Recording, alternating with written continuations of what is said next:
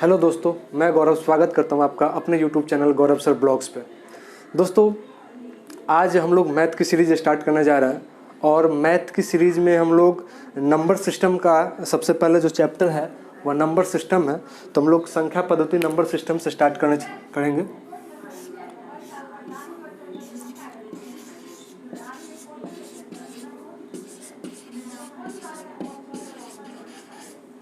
इसको हम लोग हिंदी में संख्या पद्धति बोलते हैं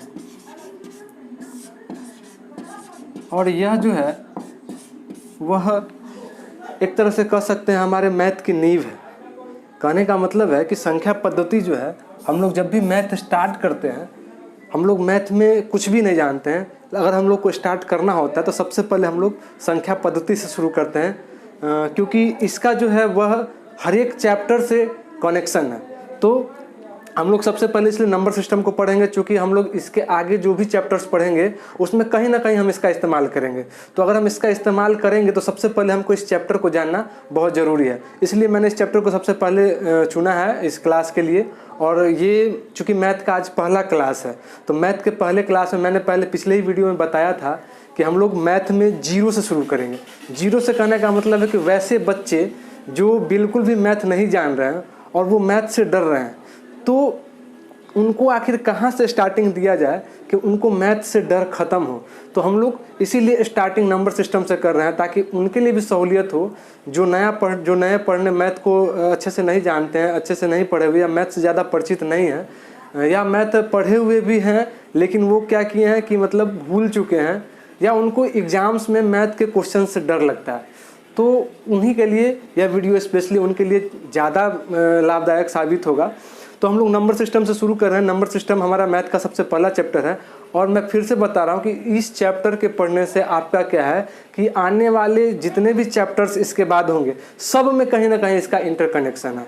तो यह एक बेसिक मैथ के बेसिक चैप्टर में बेसिक टॉपिक है और इसको जानना अत्यंत आवश्यक है, क्योंकि इससे बहुत सारे क्वेश्चंस विभिन्न प्रकार के प्रतियोगिता परीक्षाएं पूछे जाते हैं। और अगर आप इस चैप्टर को कंप्लीट कर लेते हैं, अगर आपका यह चैप्टर कंप्लीट हो जाता है, इस चैप्टर को आप अच्छे से समझ जाते हैं, तो आपको आगे वाले जो चैप्टर आने वाले चैप्टर है आगे इसके बाद, उसमें भी आपको बहुत ज़्यादा सहूलियत होने वाली है। तो चलिए शुरू करते हैं। हम लोग का आज का टॉपिक है नंबर सिस्टम। मैथ का पहला वीडियो लेक्चर है और इसमें हम लोग शुरू कर रहे हैं संख्या पद्धति को, नंबर सिस्टम को। तो सबसे पहले दोस्तों मैथ में हम लोग जो है वह उसका जीरो कहिएगा तो जीरो से शुरू करने का मतलब है अंक से शुरू करना, अंक डिजिट से शुरू करना। तो हम लोग अगर अंक से शुरू करते हैं, कहने का मतलब आपको मैथ में कुछ भी नहीं पता है तो आपको अंक से शुरू करना पड़ेगा, क्योंकि मैथ की शुरुआत जो है वह अंक से होती है। तो हम सबसे पहले इसमें जान लेंगे कि अंक जो है वह हमारे मैथ में अंक टोटल 10 है। यह क्वेश्चन भी बार बार बहुत सारे एग्जाम्स में पूछे जा चुके हैं कि टोटल कितने अंक हैं। तो हम लोग टोटल अंक की बात करेंगे तो अंक हमारा जो होता है वह टोटल 10 है। 10 कौन कौन है वो मैं बता दे रहा हूँ। 0, 1, 2, 3, 4, 5, 6, 7, 8, 9। 1, 2, 3, 4, 5, 6, 7, 8, 9, 10। टोटल हमारा यहाँ पे अंक कितना हुआ? टोटल अंक हमारा है 10। और इन्हीं 10 अंकों से हम मैथ के जितने भी संख्याएं हैं, जितने भी मतलब अनगिनत संख्याओं का निर्माण हम इन्हीं 10 अंक से करते हैं। तो इसके बाद आप क्या होता है, अंक के बाद आता है आपका संख्या। यहाँ पे हम लिख दे रहे संख्या, इसको हम लोग नंबर बोलते हैं। यह नंबर आखिर आया कहाँ से? तो इन्हीं अंकों से, ये जो हमारे 10 अंक हैं 0, 1, 2, 3, 4, 5, 6, 7, 8 और 9, ये जो अंक हैं इन्हीं अंकों से मिलके जो संख्या, इन्हीं अंकों से मिलके जो हम लोग बनाते हैं उसको संख्या बोलते हैं। जैसे 2 अंक हम ले लेते हैं 0 और 1, और इससे मिलके हम लोग एक संख्या बनाते हैं 1 और 0, और इसको हम लोग क्या बोलते हैं? 10। कहने का मतलब है कि यहाँ अंक कितना है, अंकों की संख्या कितनी है यहाँ पे? 2। और इस संख्या को अगर हम निरूपित करेंगे तो इसको क्या बोलेंगे? 10। तो 10 कितने अंकों से मिलकर बना था? 2 अंकों से। कौन कौन? 1 और 0। मैं फिर से बता दे रहा हूँ कि हमारे टोटल मैथ में टोटल 10 जो है सो अंक है। वो 10 अंक कौन कौन है? 0, 1, 2, 3, 4, 5, 6, 7, 8, 9 और 10। सॉरी 0, 1, 2, 3, 4, 5, 6, 7, 8 और 9। और इन्हीं 10 संख्या से मिलके, इसी 10 अंकों से मिलके क्या होता है, हम संख्याओं का निर्माण करते हैं। और इन 10 अंक से हम लोग अनगिनत संख्याओं का निर्माण कर सकते हैं, असंख्य संख्याओं का निर्माण कर सकते हैं। जैसे 3 और 2 मिलके 32, 4 और 5 मिलके 45, 3, 7, 6 मिलके 376, 8, 9, 8, 6, 5, 4, 8 इकाई दहाई सैकड़ा हजार 10,000 लाख, 8,98,654। तो कहने का मतलब हमारा ये है कि हम लोग अंक जो पढ़ रहे हैं वह अंक हमारे मैथ में टोटल कितने हैं? 10। और इन्हीं 10 अंकों की सहायता से हम अनगिनत संख्याओं का निर्माण करते हैं। Doubt clear? अब यहाँ पे हम लोग संख्याओं के प्रकार के बारे में चलते हैं। अंक को मैं यहाँ पे अंकों से मिलकर जो संख्या बनती है उस संख्या पे चलते हैं कि आखिर संख्या कितने प्रकार के होते हैं, कौन कौन से होते हैं। यह बहुत ही बेसिक है और इससे ज़्यादा मतलब जो है सो आप इस मैथ को शुरू करना तो इससे ज़्यादा नीचे से हम लोग शुरू नहीं कर सकते हैं, क्योंकि इसका स्टार्टिंग जो है वह अंक से ही है। अंक से आप शुरू से पढ़ रहे हैं, अंक से अगर पढ़ रहे हैं तो आप शुरू से समझिए पढ़ रहे हैं। चलिए आगे हम लोग बात करते हैं संख्या के बारे में। संख्या के बारे में हम लोग बात कर लेते हैं। संख्या, इसको हम लोग बोलते हैं नंबर्स। नंबर, ये जो है हम लोग इसका टाइप्स ऑफ नंबर्स पढ़ेंगे, चूंकि ये एग्जाम्स में इससे रिलेटेड बहुत सारे क्वेश्चंस आते हैं, नंबर सिस्टम से बहुत सारे क्वेश्चंस आते हैं। तो हम लोग को बेसिक से पढ़ना काफ़ी ज़रूरी है और इसीलिए मैं बेसिक से स्टार्ट कर रहा हूँ, इसका बेसिक पढ़ा रहा हूँ। इसके बाद हम लोग ट्रिक की तरफ चलेंगे और ट्रिक के बाद मैंने पहले ही वीडियो में बताया था, पहली वीडियो में, कि पहले हम लोग बेसिक लेंगे, बेसिक के बाद हम लोग सबसे पहले हम लोग क्या पढ़ेंगे, बेसिक किसी भी चैप्टर का, ताकि आप अगर 0 से शुरू कर रहे हैं तो 0 से शुरू करने के बाद भी आपको जो है सो वो चीज़ें समझ में आए। उसके बाद हम लोग बेसिक के बाद हम लोग चलेंगे ट्रिक पे। सेकेंड हमारा ट्रिक है, क्योंकि हम लोग बेसिक जान गए और बेसिक जानने के बाद भी जो है हम लोग उस क्वेश्चन को सही समय में नहीं बना पाए, टाइम मैनेजमेंट नहीं कर पाए, तो हमारा जानना बेकार हो गया और वो एग्जाम में कहीं ना कहीं आपको दिक्कत करती है। तो हम लोग इसके बाद ट्रिक पढ़ेंगे और ट्रिक के बाद हमारा बताया था तीसरा सेशन हमारा था प्रैक्टिस सेशन। तो प्रैक्टिस सेशन होगा और तो सबसे पहले हम लोग बेसिक, आज बेसिक पढ़ रहे हैं, नंबर सिस्टम का बेसिक है और इसमें हम लोग जान चुके हैं कि अंक टोटल 10 हैं, 0, 1, 2, 3, 4, 5।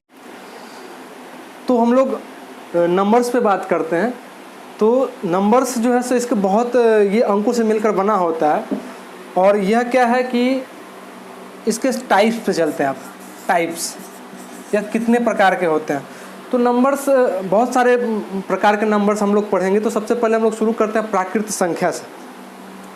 प्राकृत संख्या, पूर्ण संख्या, पूर्णांक, सम संख्या, विषम संख्या, सब जो है नंबर्स में ही आते हैं। तो सबसे पहले हम लोग प्राकृत संख्या की बात करेंगे। प्राकृत संख्या, इसको हम लोग नेचुरल नंबर बोलते हैं।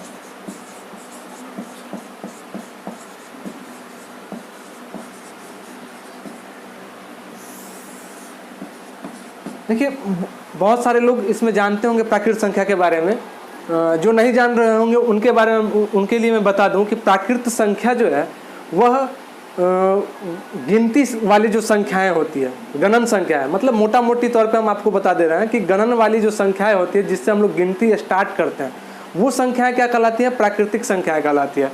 जैसे हम लोग गिनती शुरू कहाँ से करते हैं, 1 से करते हैं। अगर हम लोग को बोला जाता है कि मान लीजिए क्लास में बहुत सारे बच्चे बैठे हुए हैं और आपको बोल दिया जाए कि आप क्लास में गिन के बताओ कि टोटल कितने बच्चे हैं, तो आप लोग क्या करते हैं, 1 से शुरू करते हैं, 1, 2, 3, 4, 5। तो उसी तरीके से जो गिनती की संख्याएं होती है उन्हीं को हम लोग प्राकृत संख्या बोलते हैं।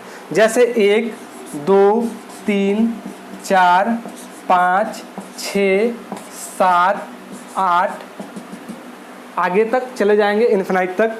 तो गिनती की संख्याओं को हम लोग क्या बोलते हैं? प्राकृत संख्या बोलते हैं।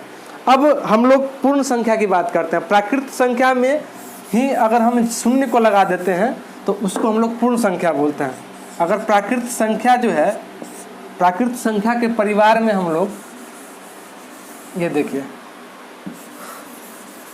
प्राकृत संख्या का जो परिवार हमारा था 1 2 3 4 5 6 7, इसके पीछे इस परिवार में हम लोग शून्य को अगर ऐड कर देते हैं तो शून्य को ऐड करते ही यह जो पूरा परिवार होगा, वह परिवार, संख्याओं का जो परिवार होगा, वह परिवार क्या हो जाएगा? पूर्ण संख्या बन जाएगा।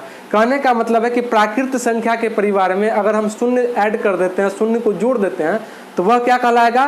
पूर्ण संख्याएं कहलाएगा। अब हम लोग इसके बाद चलते हैं पूर्णांक। इसके बाद हमारा क्या है? पूर्णांक आता है। देखिए ये छोटी छोटी चीज़ें हैं, लेकिन छोटी छोटी चीज़ें जो है आपको क्वेश्चंस में बहुत मदद करने वाली है। और आगे चल के मैं बताऊंगा कि मैं ये सब क्यों आपको बता रहा हूँ और इन सब का क्या ज़रूरी है आने वाले चैप्टर्स में। जो हमारे बाकी के जो पॉइंट्स आएंगे उसमें इसका क्या योगदान होगा, ये आपको आगे जाके पता चलेगा। अभी आपको लग रहा होगा थोड़ा बोरिंग टाइप का कि भाई ये प्राकृत संख्या, पूर्ण संख्या, पूर्णांक संख्या ये थोड़ी ना पूछे जाते हैं। बिल्कुल पूछे जाते हैं दोस्तों, बस आप आगे देखते रहिए, वीडियो के लास्ट तक बने रहिए और आपको पता चल जाए कि ये मैं क्यों पढ़ा रहा हूँ और इसका कितना ज़्यादा योगदान है। चूँकि आप क्वेश्चंस जो पढ़ेंगे वो इन्हीं से रिलेटेड होंगे। तो प्राकृत संख्या हो गया, पूर्ण संख्या हो गया। अब हम लोग पूर्णांक संख्या की बात कर रहे हैं।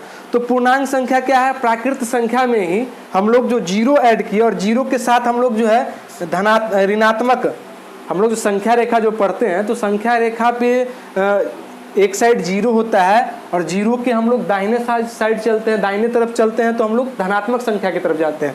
और इधर से हम लोग बाएं, जीरो से हम लोग बाएं की तरफ चलते हैं तो हम लोग ऋणात्मक संख्या की तरफ चलते हैं।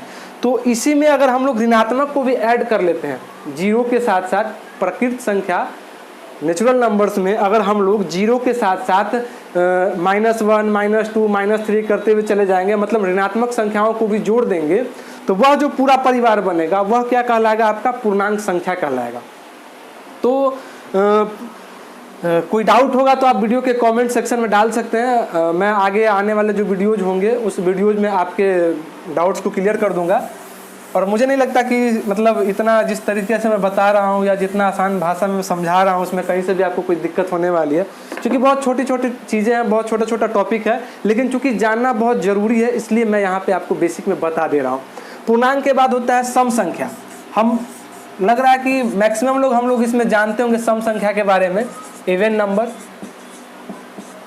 इवन ऑड हम लोग जानते होंगे। इवन ऑड, दिल्ली में जब प्रदूषण बहुत ज़्यादा फैला था तो इवन ऑड का सिस्टम चला था, तो वो इवन ऑड क्या था तो इसी से जुड़ा हुआ था। तो सम संख्या, सम संख्या वैसी संख्याएं होती है जो दो से पूरे पूरे कट जाए, दो से पूरे पूरे विभक्त हो जाए। कहने का मतलब है कि वैसी संख्याएं जो पूर्णतः दो से विभक्त हो जाए, विभाजित हो जाए, उन संख्याओं को हम लोग सम संख्या बोलते हैं, इवन नंबर बोलते हैं। जैसे एग्जाम्पल के लिए हम लोग ले रहे हैं, मान लीजिए 2 4 6 8 10 12। अब इसमें आप देखिएगा यहाँ पे जब भी आप 2 से भाग लगाइएगा तो वो आपका पूर्णतः कट जाएगा। जैसे 4 है, 4 को जब हम लोग 2 से भाग देंगे 2 बार में पूर्णतः कट गया। अगर कट गया तो ये सम संख्या है। अगर 2 से नहीं कटा, 2 से विभक्त नहीं हुआ, 2 से विभाजित नहीं हुआ तो हमारा क्या हो जाएगा? ये विषम संख्या हो जाएगा।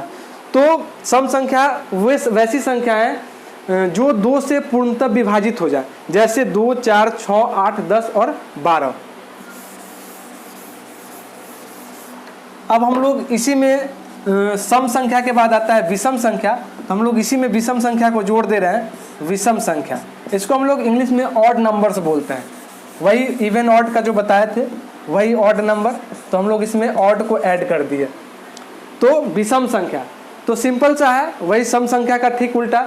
जैसे सम संख्या में मैंने बताया कि 2 से विभक्त हो जाता है, तो वैसे ही विषम संख्या में जो 2 से पूर्णतः विभक्त नहीं हो, वैसी संख्याएं जो 2 से पूर्णतः विभक्त नहीं हो, वैसी संख्याओं को हम लोग विषम संख्या, ऑड नंबर कहते हैं। आप आइए यहाँ पे देख लेते हैं।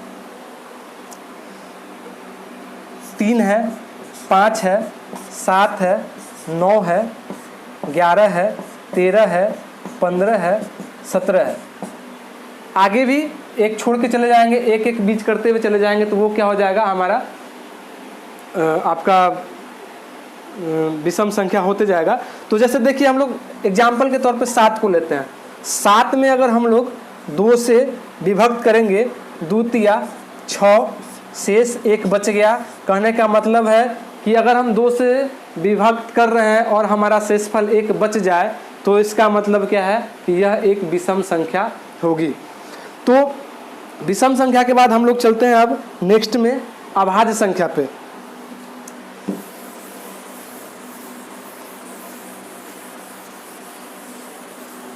अब हम लोग जो चलेंगे वह होगा अभाज्य संख्या। तो हम लोग अब अभाज्य संख्या के बारे में बात करते हैं। अभाज्य संख्याएं वैसी संख्याएं होती है जो स्वयं से और 1 के अलावे बाकी किसी संख्या से नहीं कटती है। कहने का मतलब है वैसी संख्याएं जो केवल स्वयं से कटे या 1 से कटे, बाकी किसी भी अन्य संख्या से जो है वह नहीं कटे। जैसे में 2, 3, 5, 7, 11, 13, 17, 19। तो ये ऐसी संख्याएं हैं जो केवल 1 से कटती हैं या स्वयं से कटती हैं। अगर 1 से कटी और स्वयं से कटी और बाकी किसी अन्य संख्या से विभक्त नहीं होगी तो हम लोग इसको बोलेंगे अभाज्य संख्या, जिसको हम लोग अंग्रेजी में प्राइम नंबर कहते हैं। आइए एग्जाम्पल के लिए देख लेते हैं। मान लीजिए 3 लेते हैं। 3 को हम लोग 1 से काटेंगे तो हम लोग जानते हैं कि 1 से किसी भी संख्या को हम लोग काटते हैं तो वह संख्या कट जाती है। तो 1 से 3 बार में इसको काटेंगे, कट जाएगा। उसके बाद यह स्वयं से कटेगा, मतलब 3 से कटेगा। 3 से काटेंगे, 1 बार में कट जाएगा। बाकी आप किसी भी संख्या से, किसी भी अंक से इसको काटेंगे तो यह नहीं कटेगा। तो कहने का मतलब है कि वैसी संख्याएं जो स्वयं से और 1 के अलावे बाकी किसी संख्या से पूर्णतः विभक्त नहीं हो, वैसी संख्याओं को हम लोग अभाज्य संख्या कहते हैं। अब नेक्स्ट हम लोग चलेंगे भाज्य संख्या पे। भाज्य संख्या पे चलेंगे। भाज्य संख्याएं जो है वैसी संख्या, भाज्य संख्या को अंग्रेजी में कंपोजिट नंबर बोलते हैं हम लोग। Composite number. भाज्य संख्याएं वैसी संख्याएं होती हैं जो स्वयं और 1 के अलावे बाकी किसी अन्य संख्या से भी कट जाती हैं, पूर्णतः विभक्त होती है। कहने का मतलब है वैसी संख्याएं जो स्वयं और 1 के अलावा बाकी किसी अन्य संख्या से भी कटती, पूर्णतः विभक्त हो जाती हैं, वैसी संख्याओं को हम लोग भाज्य संख्या कहते हैं। जैसे देखेंगे हम लोग 4, 6, 9, 15, 10 एटसेट्रा। तो ये क्या है, यह देखिए ये 4 जो है 1 से भी कटेगा, 1 चौके 4 कट गया। 2 से काट के देखते हैं, 2 से 4, 2 दूनी 4 कट गया। 4 से काट के देखते हैं, 4 1 कम 4 कट गया। कहने का मतलब यह है कि यह 1 और स्वयं के अलावा बाकी किसी अन्य संख्या से भी पूर्णतः विभक्त हो रहा है, तो यह भाज्य संख्या हो गया। चलिए आज के वीडियो में इतना ही। क्योंकि वीडियो लंबा करने के बाद होता क्या है कि अपलोड करने में काफ़ी परेशानी आती है, तो हम लोग का यह 30 मिनट का लगभग वीडियो हो जाएगा। 30 मिनट की वीडियो के बाद जो है थोड़ा सा परेशानी होती है उसको अपलोड करने में, तो हम लोग इतना ही आज के सीरीज में देखेंगे और इसके बाद नेक्स्ट क्लास में हम लोग इसके आगे की संख्या पढ़ेंगे। तब तक के लिए धन्यवाद। जय हिंद।